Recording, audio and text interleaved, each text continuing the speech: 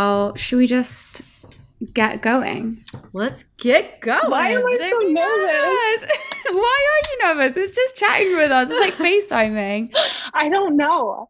Hello, Nova. Welcome to the show. Thank you. Welcome to the Lucy and Annabel show, episode 21. Which is how old we all are. Which is how old we all are. So you are our first ever guest on the show, and we are really excited that you're here. I'm like so thrilled, and I'm also really sad because I'm ruining the next episode for myself. Oh, shut up. No, you're not. No, we're so glad you're here. And we are so grateful for how supportive you've been of the show. Yeah. We just really can't thank you enough for sharing. I just love it. And I've tried to get into like just talk podcasts before, and I just haven't been able to. But yeah, I anticipate the release of every episode. I'm just like, oh, that new episode comes out tomorrow or whatever. And I don't know why. I just love it. You guys like say what you think, and I like listening into it. And then I feel like it's no holds barred with you two. And it's just so nice to feel like I'm really getting to know some people because I'm a loser. I love that you feel that way. No, you're not. Stop. Good job you're not on this pod every week because you get a complete ear bashing from me talking about yourself like that. I know. I'm just very reclusive, so I don't talk to a lot of people. And you're like that naturally, aren't you? I know that COVID-19's made it more intense for you, but you're naturally you're a lone wolf, aren't you? Yeah. Well, COVID-19 has been like this like magical thing for me because I have a reason to not show up to anywhere that I'm invited or like meet people in person or do anything. I'm just very like on a path. I have a lot of work to do, and just, you know, I might touch base with my friends like once a month. You know, I'm not very social naturally. I feel that. I think for a lot of people, COVID's kind of let them off the hook. And I know for me and Ryan last year, we were like, wow, this is great. We don't have to go anywhere or do anything. We were working so hard. We were building, you know, our company and moving in this direction. It was like, because we were able to be laser focused and not have to worry about, is anyone missing us at the event, or should we be at this thing, or even like comparing ourselves to other people. I think in the industry, it's so easy to be looking over your shoulder or looking at that next person. And we couldn't really do that during COVID-19, you know? And I think for people like yourself and people like me and Ryan, it's like, okay, great. We can fully go into like lone wolf mode and just kill it from this point.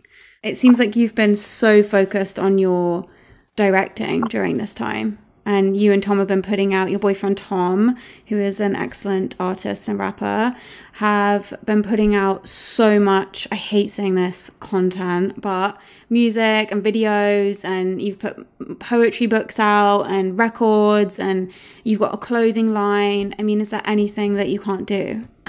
There's a lot of things I can't do.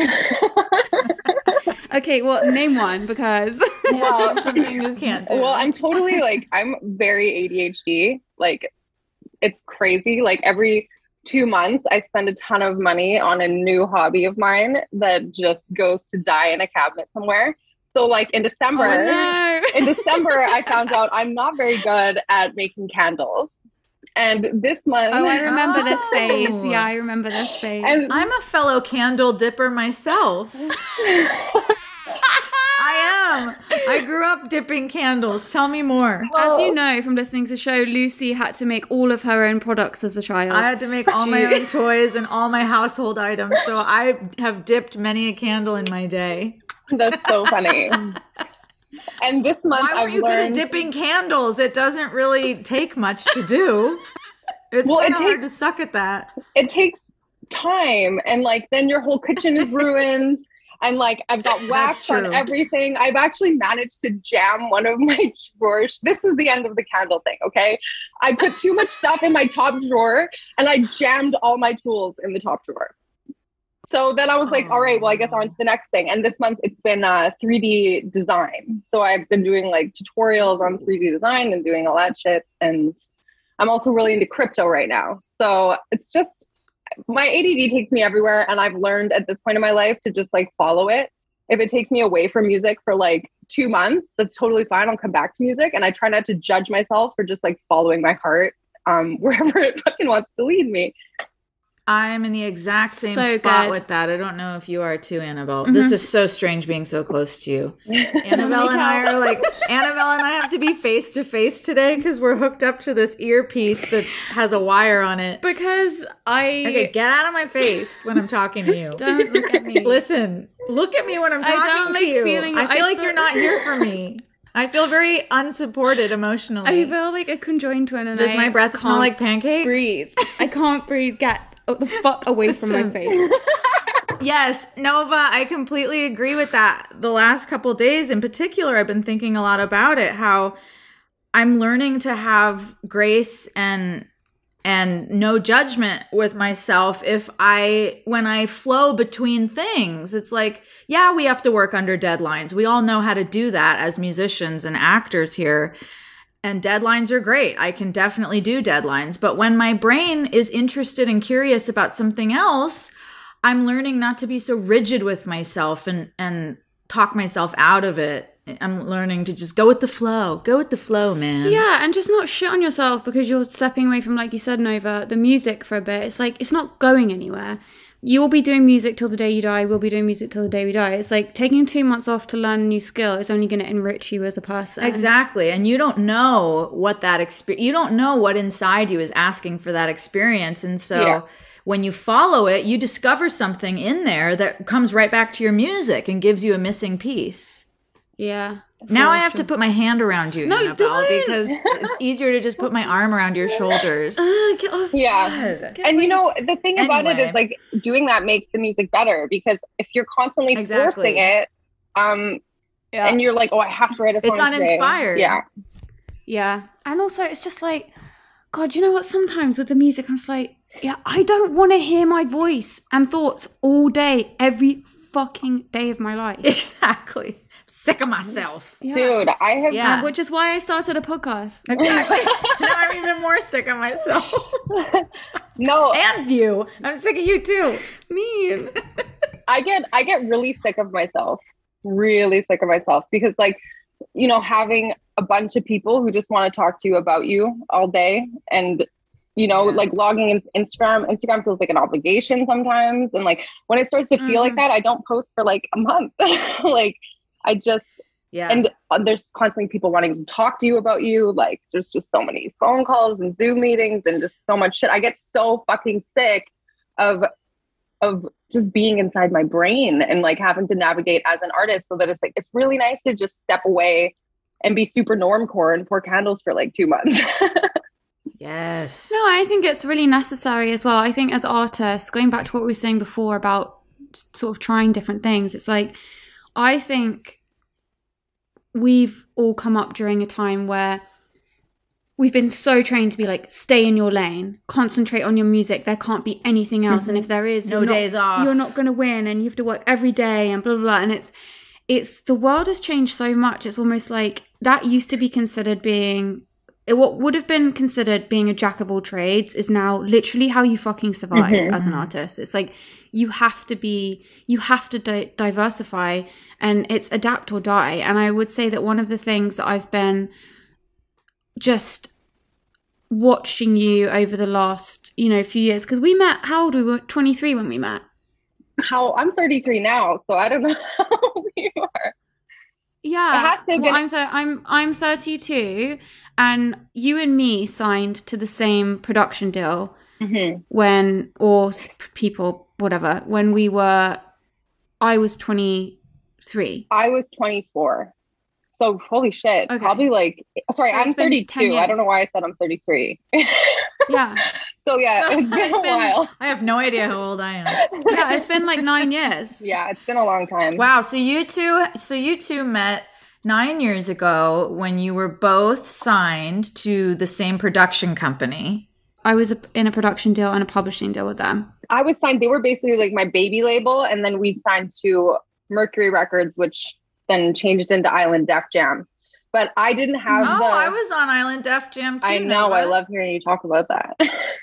oh, hello. Why am I telling you things? No, but So all three of us were signed to production deals. That's pretty rare, Well, I feel mine wasn't a production deal. I didn't have the producer attached to my deal. There was another person involved in Annabel's deal, and I was just signed with one of them through to Mercury. So I did the whole like writing circuit. Like I was writing like that's what I did 8 times a week. That's what I did. Crazy. Yeah, me too. I signed with a company, and then I wrote with all their writers every day, and then through them went on to sign at Island Def Jam. Yeah. Interesting. So that's kind of the origin of how we met, and I've watched you go through that deal, your major label deal, and then trying to get out of your deal, which we've all had to do and spent a lot of time and money and heartache doing. And we can talk about that. You and I have chatted about it slightly, and you've said to me, if you don't mind me sharing, that you don't really know how to talk about it with people, and you don't really like talking about it for various reasons. But one of the reasons is that it caused you so much pain and distress that you don't know how to discuss it. And also it's really hard for people to understand. I think it's such a weird problem to have, and it seems like such a first world problem to have, and it is in many ways. But I think that I can really relate to you when you say that that people don't really understand the pain of that whole situation. For me, I felt completely like beyond castrated. It was like I was locked away. Like I couldn't create, I couldn't release music, I couldn't write music. There was no point in writing music because they owned everything that I was writing, and then that was a waste because I couldn't put it out. And it's like this, you're in this cycle where you just kind of have to stop and duck and tuck and roll basically until it's over. And the thing that you do that gives you life, that is how you make your money, that is how you survive, both internally and, with the external world, as far as it's being your job, is taken from you. And you are not in control of your own life anymore. It's hard to explain that to people, and the pain that it causes when you're trying to tear away from it. It took several years for me to get out of my deal. But do you have like any thoughts on that? Or now, we're all kind of far away from it enough that we probably are able to talk about it a bit more kind of philosophically than maybe we were at the time. I don't know. And see more clearly what happened. Yeah, or just see differently. Hard to see. Because who knows? I might have had to tell myself a few things to heal from that whole situation as well. That, it's just my experience, but my experience with it was that for years, like 3.5 years, I was just like exploited kind of creatively to make things that I didn't even want to make. So they're like, okay, she's a talented rapper and like a singer, and she can like write and all of this stuff. So they wanted, when I first signed the deal, they loved my idea. I was like, I want to be the female Beastie Boys. I love Weezer. I like Gym Class Heroes, Travie McCoy, and that was like my inspiration, was like this like alt rock fun music that I loved. And the last session that I went to, the way that I ended my deal, the notes that we got from the label on the song that we were working on were, can she do this and sound a little bit more like Kesha? So I just immediately started crying and I left, and that was the last session that I showed up to. And that's kind of like indicative of just how much things changed, because when I first signed, I was so excited about my project. I was going to get to make the album that I always wanted to make. And that felt like my dreams had just come true. And then as things evolved and, the label switched around, and I ended up on Island and then Island Def Jam and a bunch of different places. And then I had different people working for me. And then it was just like, so much had changed that my place on the label where I ended up was like, okay, they have like Nick Jonas and Iggy Azalea, like how can Nova fit into this mix? And I really didn't want to fit into that mix. And it was so tough writing, 8 songs a week and then have it feeling like personally I have nothing to show for it, because those songs didn't feel like mine. They weren't from my voice. Like the reason that I started writing songs was to like work out things that I was dealing with internally, and that's what they fell in love with. And then to show up and every song has to be a happy song, or every song has to be a party song because I'm a girl rapper and that's so fun for me to do, apparently. It just stripped me of a lot. Like by the end of that deal, I felt like I'd lost who I was, who was this like carefree, don't give a fuck, like I'm here to have a good time, and like, but like also dealing with fucking mental health issues the whole fucking time. So I lost that big part of who I was in the writing process. And then losing that deal, I felt like I just tried for so long to be perfect for them. And then, so not only was I not myself, but I like wasn't perfect either. And like, there was like a huge like period of just healing that and having to remember who I was. I didn't make music for years. So me too. Same. So yeah, it's so crazy at the end of that process when you have to have that reckoning with yourself of, I hate to use this word because I now do not see my experience and achievements in that situation as failures, but you have to look in the mirror and go, I failed, and I didn't even fail on my own terms. I failed at trying to be somebody else's version of myself. It's like I didn't even give myself the chance to see if I could do it because I did it for them. And that was one of the things that was really kind of shameful for me was that side of it. And I had a lot of anger and resentment towards the people I was signed to because I felt like you guys took me on and you knew what I was at the beginning and you let this get bastardized and you profited off it. And then when it didn't work for you anymore, you just fucked off. And, it was a little bit deeper than that for me. I was unfortunately in a contentious situation whereby I was being like blackballed essentially. And, the classic, she's difficult to work with, she's crazy stuff. And I was so scared about being called that because everyone that I had on my team would just constantly be like, oh, you can't give this note because they'll think you're not easy to deal with. Or like, you can't act like this in sessions because you want people to want to work with you. And I kind of like resent myself now, like I resent that I listen to that because I never hear that now. I never hear that I'm hard to work with. I hear that I'm like phenomenal at business. Do you know what I mean? And I like put my foot down and I like, I like respect myself a lot now for having my opinion. And back then I was like kind of led to believe that my opinion was going to screw me over in the music industry. So yeah. And that your personality and who your essence were gonna screw you over in some way. I mean, for me, that's how it was. It was like, don't be who you are because who you are is too much and people aren't gonna like it. Yeah. And just even outside of that, it's like, I would get notes from like 8 different people on my hair or makeup or whatever. And they're saying like, perfect example. The first time that I was going to shoot a real music video was for this video called Problems. And I didn't really love the treatment, but everybody else on the team loved it. So I was like, okay, we'll do it. I trust you guys. And then they're like, what are you going to wear? And I literally like looked down at what I was wearing and I was wearing like an oversized t-shirt and some crappy terry towel shorts and like no makeup and hair just a mess. I was like, I thought I would just look exactly like this. And they all laughed at me. And, and then after that I showed up and they had a stylist, like a makeup artist, like a hair person, and watching back these videos and seeing this person who doesn't look like me and I don't connect with, is really hard for me. Like I cannot watch my old music videos because it's just, I'm acting like a teenager when I'm like 25 and I'm not someone who loves dumbing myself down. But that was a constant note I had from them. It's like, you have to look like this and you have to dumb yourself down and you have to like, just fit in this nice little box and be accessible. Yeah.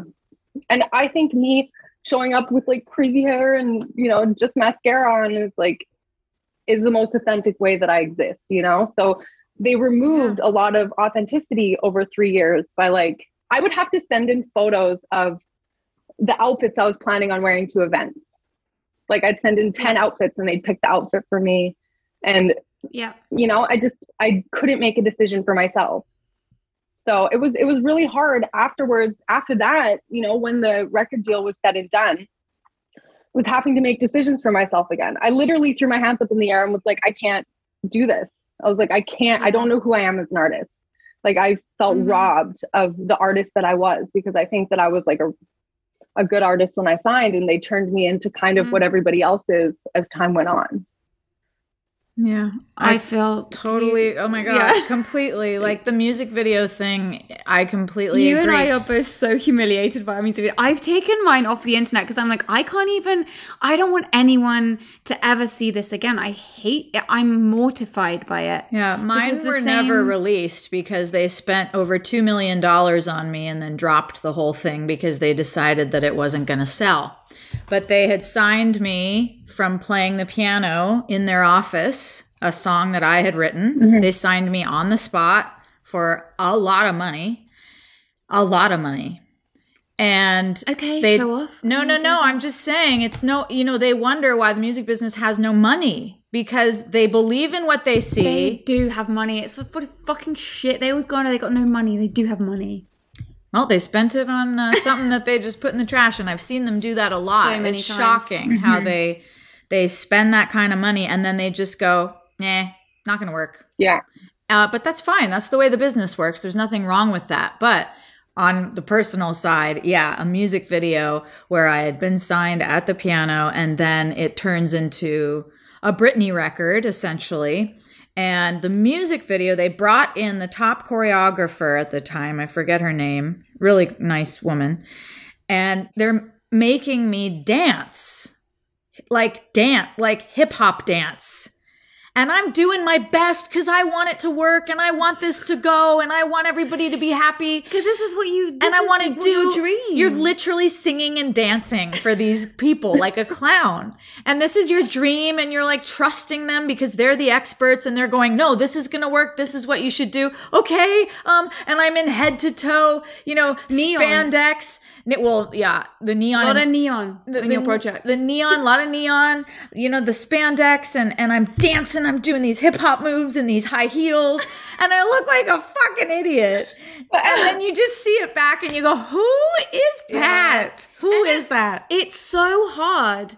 It's so fucking hard as an artist, because you, like we were saying earlier about getting sick of ourselves and thinking about ourselves all the time and talking about ourselves all the time. Nobody has to do that. Nobody has to look at themselves as much as an artist does. Like, what, how do I look? What's my best angle? You just think about yourself from fucking morning till night. And it's not just coming from inside of you. It's, what is everyone else thinking of me?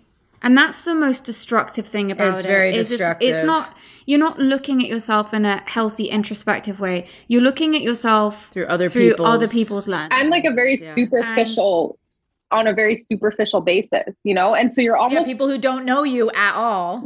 So you're robbing yourself of depth when you're doing that, because you're literally just analyzing the superficial basis and making sure that superficial side is coming across properly, that you're like literally robbing yourself. You really are. And you are absolutely right when you say, I mean, for me, I feel that the artist that I feel robbed. I feel robbed of all of that. And I feel robbed of my 20s, quite frankly, by the people I was signed to. And that's kind of the most, should be in a young female artist, most lucrative years of your life is in your 20s. Because they don't give a fuck about you when, as soon as you get into your 30s, it's like you're considered 50 years old if you're in your 30s by the kind of major label system and the mainstream. I don't even want to say mainstream, because I believe in the consumer and the general population, is that if they hear something good, they like it, they don't care. One example that always comes to mind for me is like, you know, there's this artist in UK called Jessie Ware who was much older when she first came out. And when I watched that Tina Turner doc the other day, that bitch was like 50 or something when she had her comeback. I mean, obviously she had the Ike and Tina show, but you show them something good, they'll buy it. It's just, I feel like it's these gatekeepers at the major labels who just have no taste anyway. And they're the ones telling you, oh no, this isn't going to work. And it's like, but you haven't even given it a fucking chance. Yeah. And I think the psychological damage is what cost me a lot of time. I know that psychological damage and not understanding the seriousness of it. Yeah. The long-term implications. Yeah. Not really understanding what had happened to you and how to recover from that and how to heal yourself. Not having those coping tools and the information. I mean, I'm just now starting to understand what happened. That psychological recovery. I mean, were there ways in which you feel that were effective for you to kind of come back from that situation where you lost yourself and you lost your job and you lost dignity and pride and, you know, all of those things? Were there specific turning points for you? Were there things that really helped? Yeah. That's not too big of a question. Yeah. How did you heal from that? Well, I'm sure you're still healing, but what has the process been? For years, I just kind of shied away from making music. And I had this like gaping hole inside of me that just, I thought time would heal. I thought like eventually it would just go away and like I would feel better about it. And I tried to be normal. I told my parents that, you know, music doesn't make me happy. I don't think I'm going to make it anymore. And, you know, I'm lucky I had a front row seat to help Tom get to where he's going to be. So I was co-writing with him on his hooks. So I still had that outlet. And then my music videos were getting really good. So I still had that outlet. And I got to be involved in the music business from like behind the scenes, which felt so comforting to not have to have my face everywhere, not have it be me they were talking about, like not have to really put myself out there. But that hole didn't go away. And then one morning, I couldn't get out of bed. I couldn't stop crying. It was just so hard. Like it brings tears to my eyes just thinking about it, that like I knew it was missing. And I sat with that for like a week, just knowing that it was missing and knowing that I needed to make music. And then, you know, it was to the point where I felt embarrassed to pick up my phone and try writing a song. You know, I felt bad for myself. I felt embarrassed. I felt all these terrible things. And I wrote the song that had to be written with all of like, you know, I feel like my manager abandoned me. I feel like my label abandoned me. These are people, I'm not a very social person. So talking constantly to these people for 3.5 years, I tricked myself into believing these are my friends for life. This is my family. Like I loved them, you know? And I took all of the fucking abuse and shit in stride because I was just like, I love them and they love me and they just want what's best for me. And I wouldn't let myself feel just completely fucking abandoned and like maybe they didn't care about me the same way that I cared about them. And so I finally let myself feel that and accepted it and just wrote the song that had to be written, that I was angry, that I was sad, that like you guys, I wanted to fucking die. Where the hell were you guys? And after I wrote that song, I had an album done in like 2 weeks. I'd written the entire album in my phone. Wow. And then I sat on the album for a year because I was so scared of what they were going to think when I released it. I was like, I'm going to put this out and they're all going to laugh at me. I was like, they're going to send this around the office and they're going to say like, oh my God, look at her trying to have a career. Like I thought I was immediately going to be judged by them. And that was another thing I had to overcome to even put the album out. I remember right when I finished it and I got all the final mixes back, I was like listening to them on repeat on my phone being like, okay, it's really good. It's really good. I love it. And then I'd get off the phone and just cry to Thomas about how terrified I was about putting this music out. I had the music videos done for 6 months before I released one. And then finally I was just like, I'm doing it.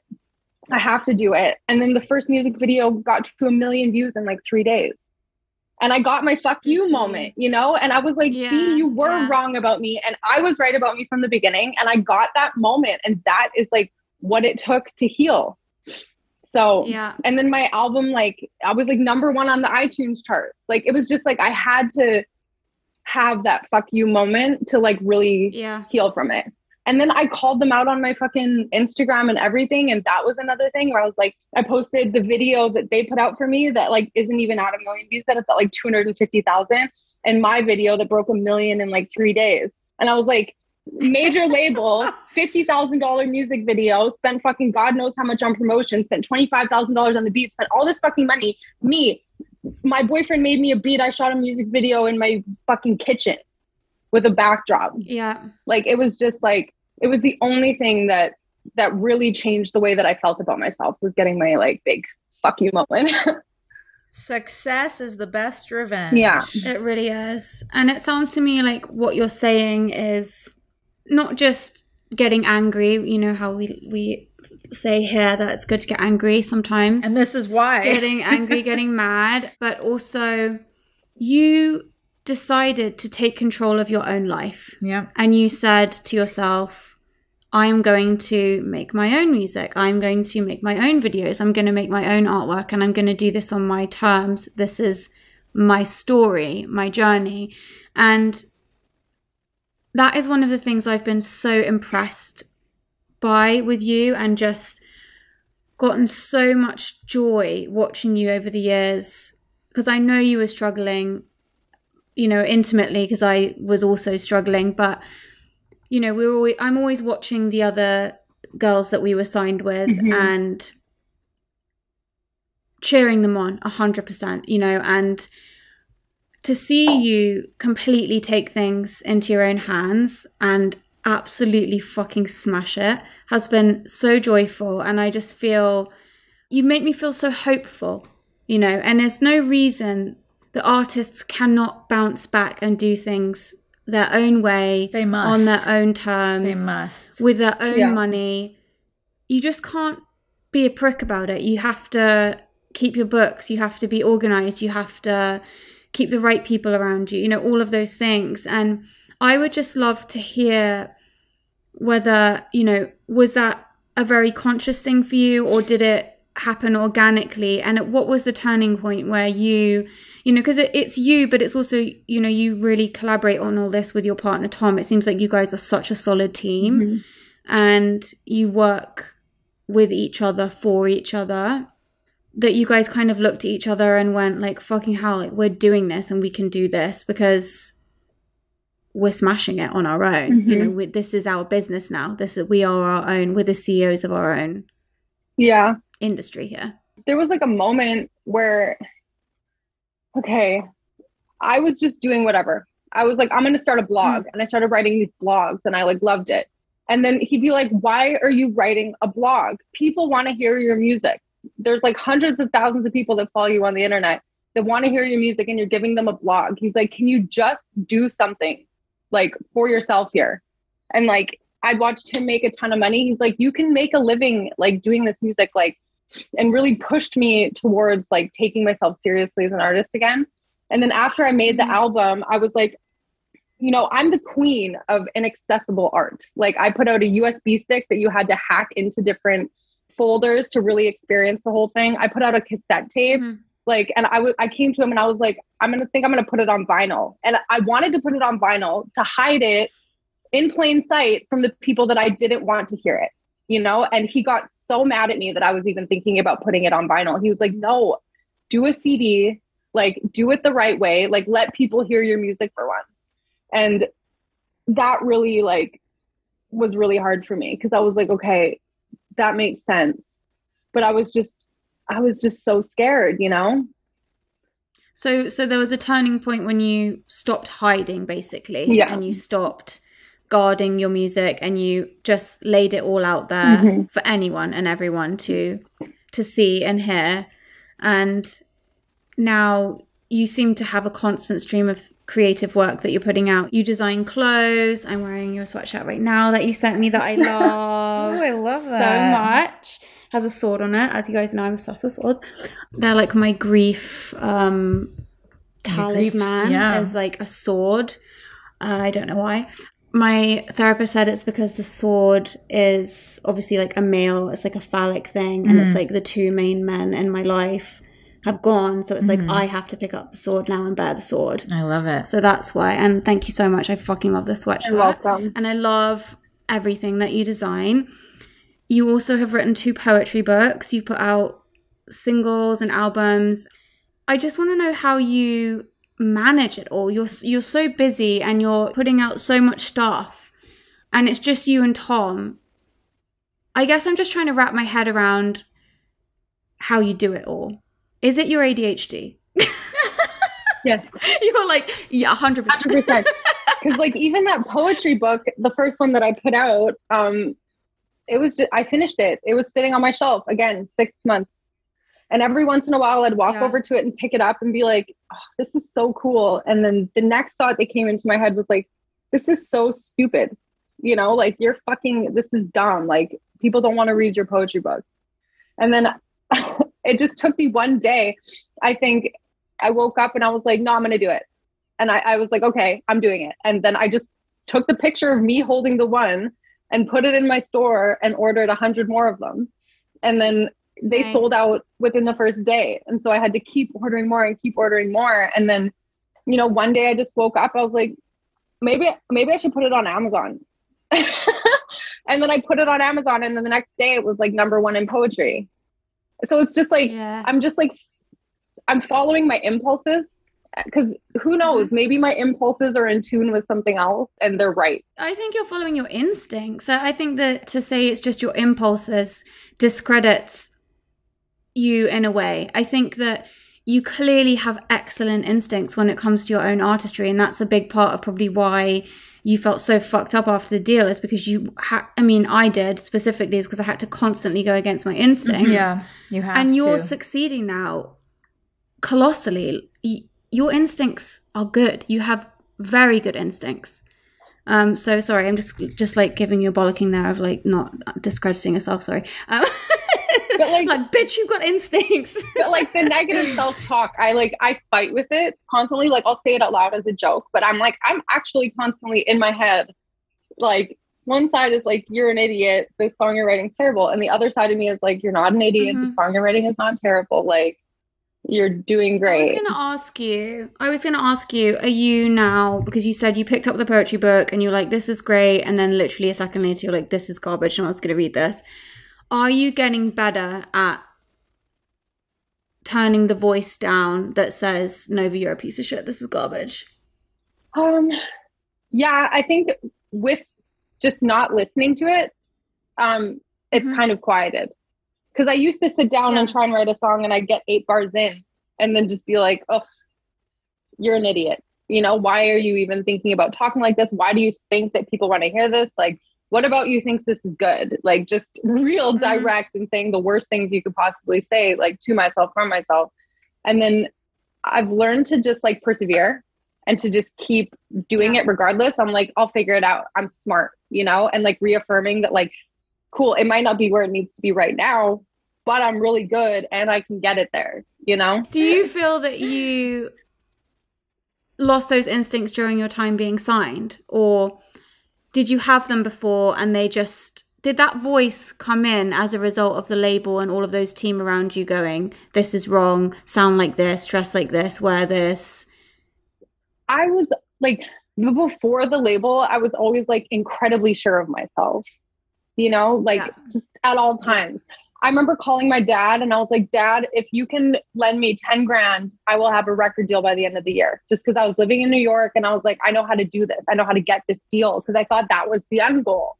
And like within 7 months I had one, you know, and I was so sure of myself that I would like, you know, I'm from Edmonton, Canada. On 2 days notice, I like packed all my stuff into a bag and moved to Toronto with like nowhere to live, because I was like, I will figure it out and everything will be okay, and have to chase every opportunity that's given to me. And then during the record deal, I still had those same instincts where I was like, this music video is wrong. This director's wrong. I don't like this song.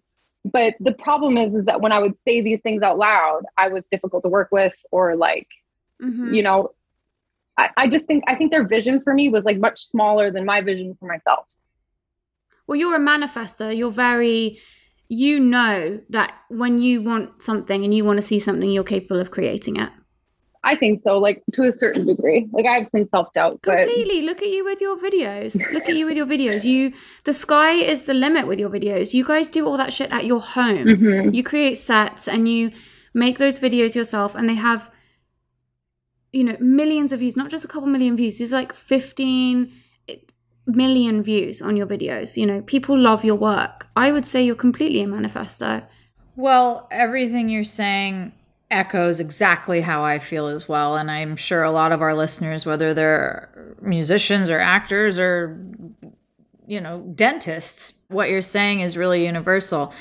And I completely understand that battle within the self. Look, to achieve anything in this life is a violent process. There is a violence that goes on inside where that voice of doubt is telling you that you're shit. And then that other voice says, no, I'm doing this anyway. And that's it, is you get to a place where it doesn't matter if it's shit. You got to get it out no matter what.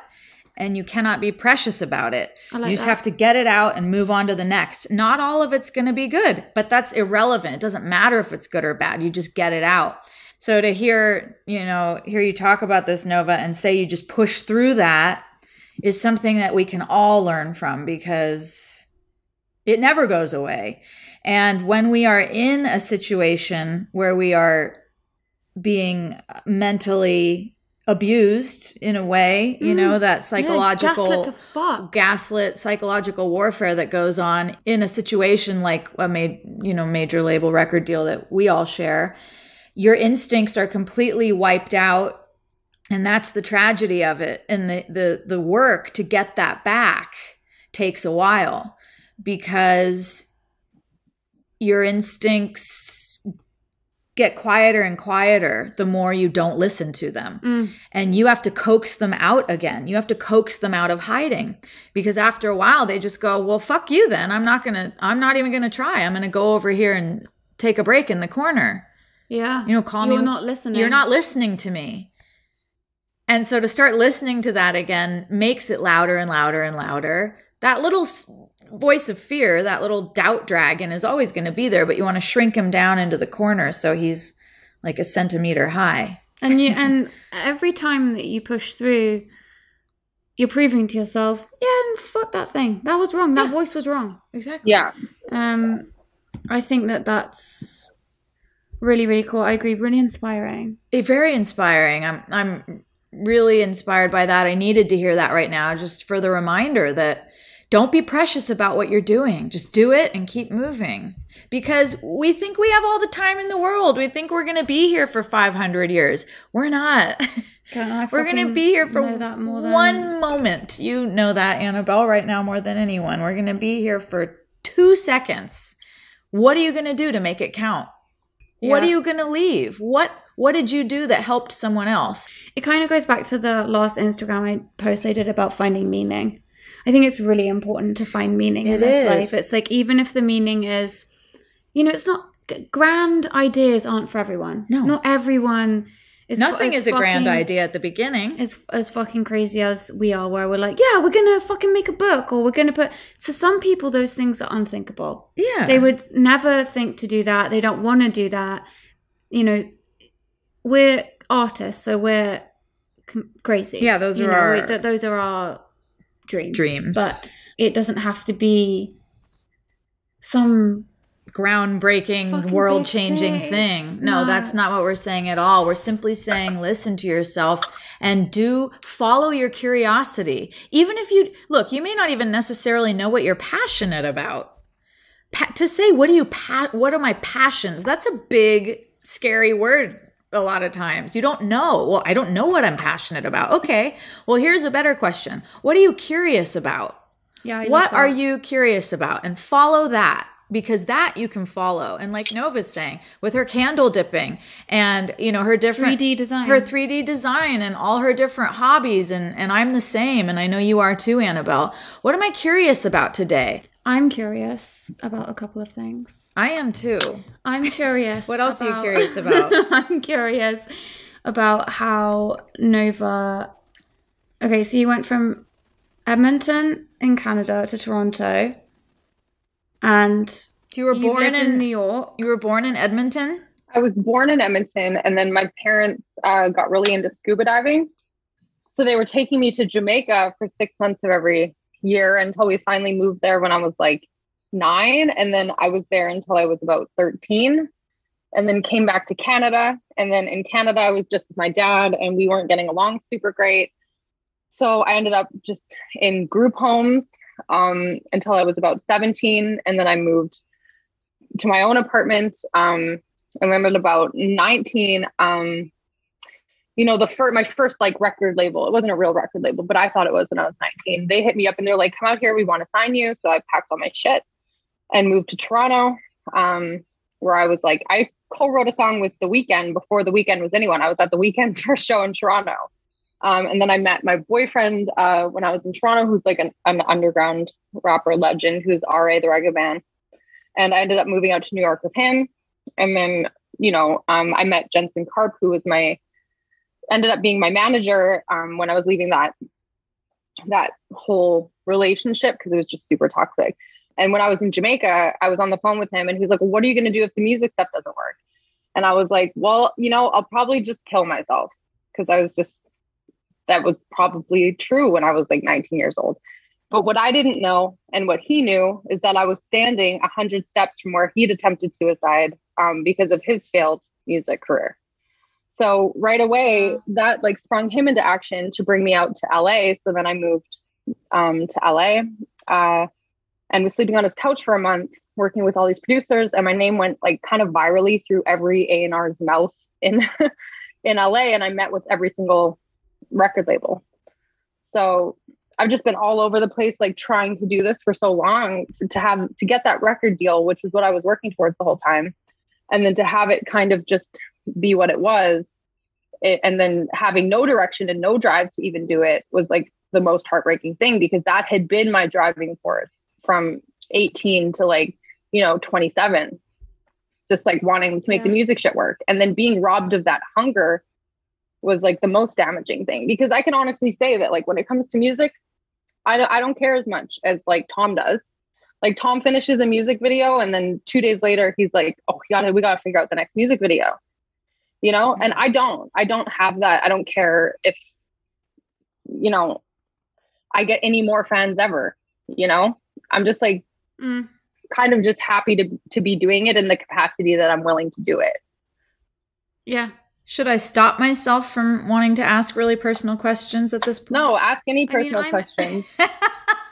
I'm interested. I want to go back. Yeah, I'm interested to know about the group home. I am too. I want to know what that is that you're glossing over in your life, where you went from living with your parents to not at such a young age. Can you share anything? Well, yeah, about that. I can share everything. I've talked about all of it. When we were living in Jamaica, my mom and dad's relationship wasn't very good. So my mom ended up having an affair, which my dad found out about. And to go confront her, he grabbed me and took me in the car to go find her at this bar on a date when I was like 11 years old. So that's a pretty vivid memory that I have, is watching my parents' relationship fall apart, like literally right in front of me. That's actually taken a lot of years to feel okay about. And then because we were in this completely isolated country, my family didn't know about it.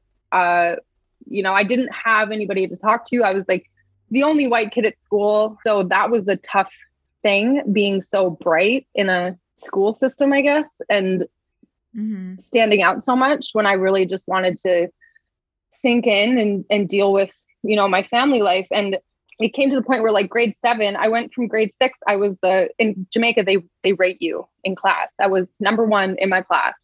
And I got into the best school in Jamaica that like everyone wants to go to.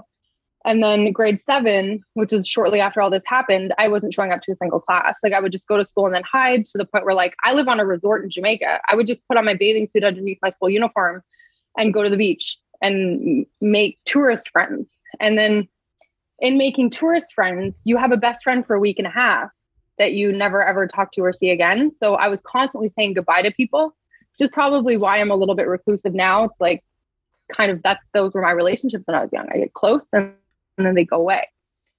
So just listening to that, it's like, do you not want to invest in people now because you assume they're going to leave? I think it's so you'd rather not even bother? Not even, because there's people that I love that I just don't talk to. Like my best friend, I haven't talked to her in 4 months, but she's the person I love most, and it's just that my attention can only go so many places. And if that person doesn't text me for a few weeks, I'm not texting either, because my attention is other places. So like, think of all that. That's a lot of trauma to go through when you're like really young. So when I got back to Canada, I was just a complete psycho. Like I was just I was like, there was times where like I couldn't sleep. I would think that there was ghosts everywhere or something. Like I was like literally paranoid and just like had a ton of like mental problems where like I would go sleep on the floor in my dad's room, like just so clingy. Like I had to be close to someone that I loved. I would go sleep on the floor in my dad's room. And then, you know, he's dealing with a lot with the, you know, his relationship with my mom, and we're alone in Canada together, and he's heartbroken and very irritable. And I would take him getting angry at things as just like, it was the worst thing that could happen in the world. So I would just run away. I would run away for like a week at a time and go live with all the homeless kids. To the point where one time I ran away and I came home and the door was locked. Then I called my dad and was like, I you know, I love you. I'm just so sad and I'm so messed up. And can you please come get me? I want to like fix our relationship kind of thing. And then he showed up and he picked me up, and I'd never felt more relieved in my life that he picked me up. And then 2 seconds later, the cops pulled in behind us and took me into a holding cell, and I ended up in group care. So it was just a really hard time in my life, to just need someone and like not have anyone. And I just didn't have any roots. I had no roots anywhere because of moving to Jamaica and moving back, and like, you know, it was hard. Did your dad arrange for the cops to take you into the group home? Yeah. Yeah. And I see on your social media that you do have a relationship with both parents to some degree now. Is that been really hard to sort of establish, and has, you know, it sounds to me like a lot of forgiveness and a lot of grace has to be given in a situation like this. And I can imagine you feeling really resentful and angry towards your parents, quite frankly. What's that been like? Can you share that with us? Or well, I really believe that like everyone's just doing the best that they can with what they have. And I don't know how I would feel if my 15-year-old daughter is running away for a week at a time. And like, you know, I was doing any drug I could get into contact with, just trying to like, just trying to feel okay. So I don't know what I would have done. Would I probably have done the same thing? Yeah. My daughter needs help and I can't give her the help. Clearly. She won't even stay in my house. You know, like he probably didn't know how to protect you. Exactly. And so you were in the group homes from that point for years or months? Or the first one I was in there for a few months, and then I'd go home and try to live.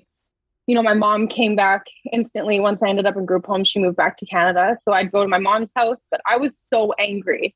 Like I was so angry that like she had done this to our lives and all this stuff. And I like really resented her for it because I didn't understand that everyone's just doing the best that they can when I was like 16 years old. Yeah.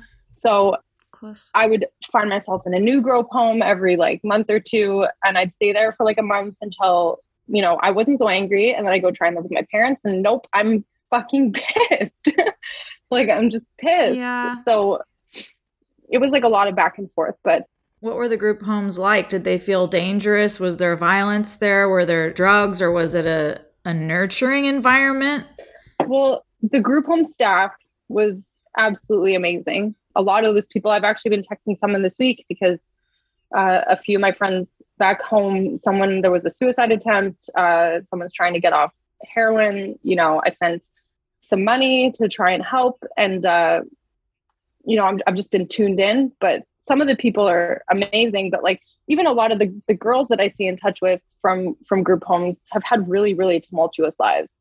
Like, you never know when you pick up the phone if it's going to be like, oh, I just lost my kids, or like, oh my God, I got a job and I'm having a great time. It's really tough staying in touch with them. And when we were in group homes, you know, it felt like a family, but people would just disappear every once in a while. You'd be like, oh, like my best friend is this girl, Samantha Turkleson, who I haven't been able to find on the internet since then. And one day she just left the group home and never came back. We never heard from her, and her bed got closed, because if you're gone for 2 days in a row, your bed gets closed. And so it was the same thing as in Jamaica, where people would you'd come home from school and someone would have just been moved to another group home and you never talk to them again. Or someone has been AWOL, absent without leave, for like 2 days and then never comes back. So it was tough. And then you're a fucked up kid and you're put into a house with a ton of other fucked up kids. Like, I can't even count the number of times that we got up in the morning, went out and like did a bunch of drugs and then came back to the group home fucked up. And like, it was just constantly trying to still get fucked up while you're like living in a group home. And I did some emergency group homes, which is like, I don't have a place to go and I need a place right now. And they house you for a month. And like, I had all of my clothes go missing. I had constantly, there was like people who come in who just break your heart. There was like a 14-year-old girl and we stole her diary. And we read in her diary that she had given a homeless man a blowjob for $8 so she could buy cigarettes. Like, it's just, it's a really sad, fucked up place to be, but it's kind of nice to be with a bunch of kids who have been through a bunch of shit as well. So who understand you. There's no explanation necessary. Yeah. Yeah, thank you for sharing that, Nova. That's really, really vulnerable and sensitive subject, and I really appreciate you being so open about it. And yeah, it gives me a lot of insight into why you are the way you are, to be honest. And because I've always wondered, but never, of course, you and I aren't mega close, so I don't want to pry and just, randomly ask you things. But, it makes sense that you don't communicate with people frequently, or that you don't want to socialize, or you don't, keep close friends other than, it seems to me, your partner. You're usually very close and tied in with your partner. It makes sense given your background. You were going back and forth from Jamaica to Canada all the time, and then you moved there, and then you didn't have any friends there, and then your parents, disappeared into their own shit. It all makes complete sense. Is it something that you feel is just how you are now? Is it something that you would like to change? Are you comfortable with the way that you do things? I guess I just wonder if it's a model that works for you, or if you're just used to it. I am used to it, but there is like a piece of me that's like, oh, I don't have a group chat. Do you know what I mean? Or like, yeah.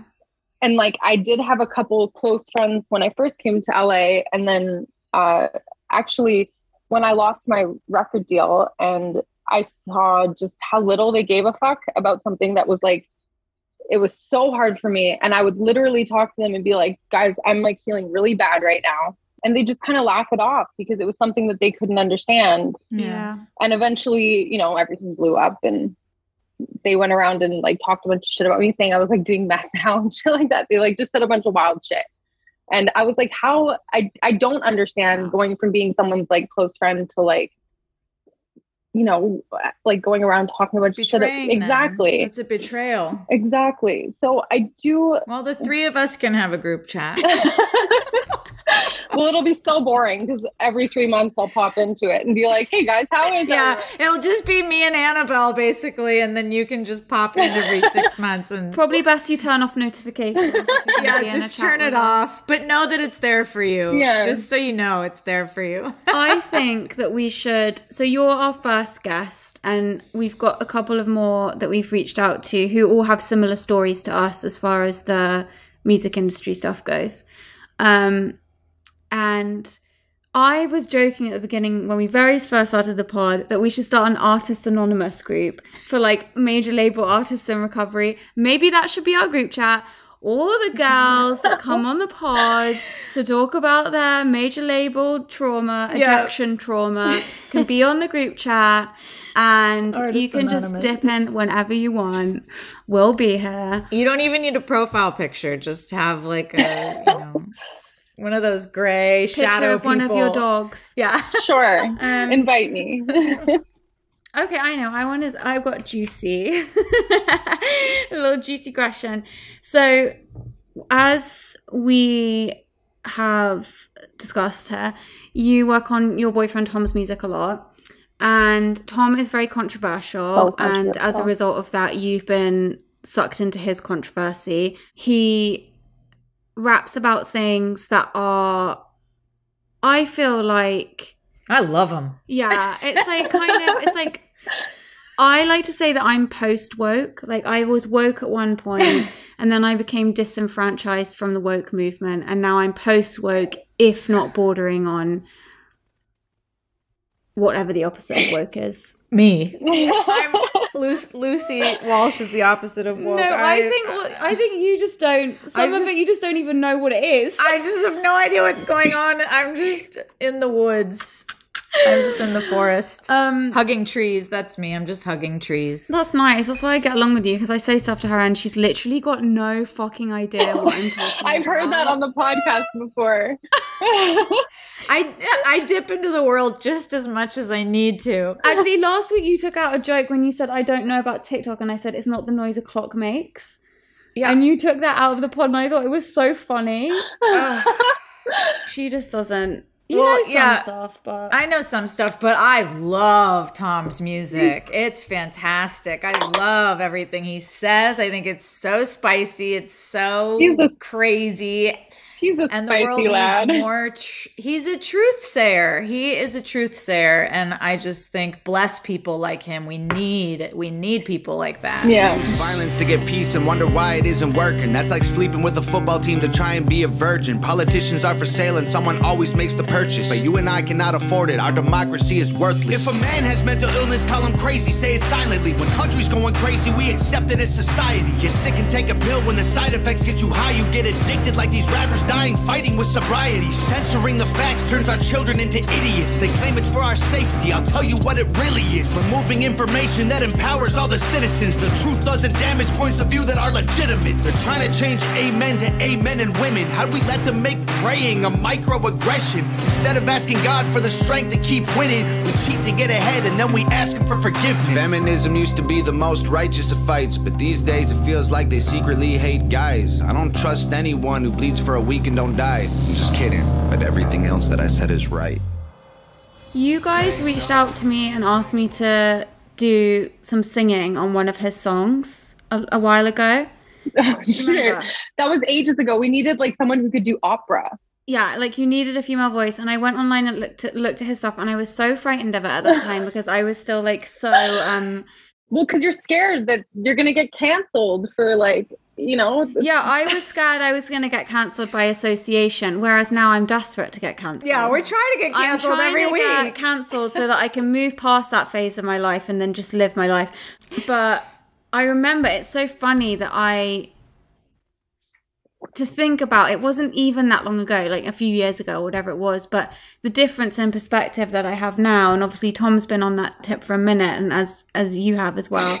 I just wondered what it's like for you, because I have my opinions and we have our opinions, and we're kind of starting to reveal slightly more maybe how we feel about things. Mm-hmm. And you actually texted me over and said, I can't believe, I'm so shocked that you actually like feel this way about stuff. I just never had you pegged as this kind of person. And I wasn't always like that. But I guess what it is I'm just always admiring people who are willing to step out into the truth. And Tom and you really take a lot of shit for what you do. And I just... What is that like? What is it like to be considered to be so controversial for just saying things that are potentially maybe just like truth or just neutral, but are considered so controversial in this time? And I remember you once telling me that you got death threats, so you couldn't do gigs in LA because you were getting like threats against your safety. You know, this is really intense stuff. So I was just wondering if you could just... if you care to tell us a bit more about sort of what that's like. It's different constantly. Like I had a couple friends who we just released a song title and the single cover who would just start texting me to fight about it. And I'm like, you haven't even heard the song yet or seen the video, and you don't even know what you're talking about. The song I'm talking about is If I Was Black. And I photoshopped Tom's face. So it was half his face and half a black man's face. And people were like, that's blackface. I'm like, that's not blackface. Blackface is a very specific thing that we may have considered, we may have laughed about doing, but we definitely did not do that, you know? And people texted me freaking out. And I just, you know, I turned my phone off because I just don't care. Like it sucks seeing people go, but like I'm completely unbothered by 100 people on my Instagram deciding to call me racist one day because and I'm like disconnected from my Instagram comments. I also like I'm constantly battling with the fact that you're only getting a certain side of me on Instagram, and I'm like extremely multifaceted. Mm-hmm. So even if you say that you fucking love me on Instagram, I'm like, how would you know? Like, how would you really know, you know? So it doesn't bug me. Like when Tom gets super worried sometimes when he goes to put out a song, he's like, do you think people are going to want to kill me for this? And I'm just like, I don't I don't understand who would, or like why they would, or like, I don't think so. But like, then there's nights that were like super hard because he just put out a single, Dear Slim. Okay. And he just beat Nicki Minaj on the iTunes charts. And then the next day, Nicki Minaj put out the clean version and pushed him down. He beat it again this morning. The instrumental dropped to push him down again.